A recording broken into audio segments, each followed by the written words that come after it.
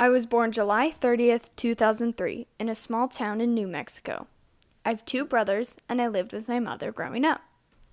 Growing up, my brothers were in and out of facilities, so I had to find ways to make my own fun. I would write stories about zombie cats and cat clans. I really liked cats. Even as a child, I was an avid reader. I would make art for my mom so that she could put it on the fridge. Then, my brothers moved in with my dad. Fast forward a couple years, in 2015, my depression started. I hit my lowest point. I made attempts to put myself into harm's way with the intent of ending my life. However, I never followed through with it. I started harming myself to cope. I then decided to move in with my father and stepmother. I constantly lived in fear. I was scared to even leave my room. I was afraid of making mistakes and getting yelled at.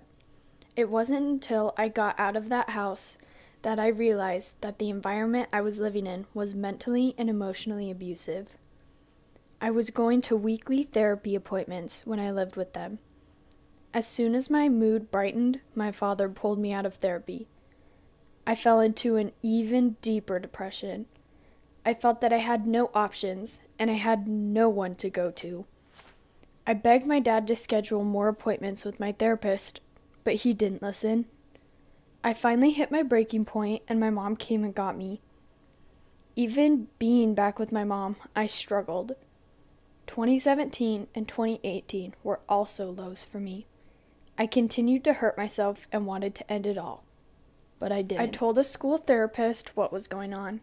They recommended I get professional help, and I went to weekly appointments for my depression. I was open with my therapist, and together we developed a plan to recognize my depression and to cope in a healthy way. In 2017 and 2018, I didn't have access to help. I took the basic information I remembered from my sessions with my therapist and added to it. I had self-help. I wrote down any negative thoughts I had, and I debunked them. I tried to think more positively. I tried to drown out one negative thought with a bunch of positive ones. I slowly learned how to recognize my depression, and I made my way through it.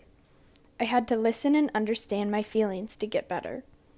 Every negative thought I had, I tried my best to ignore.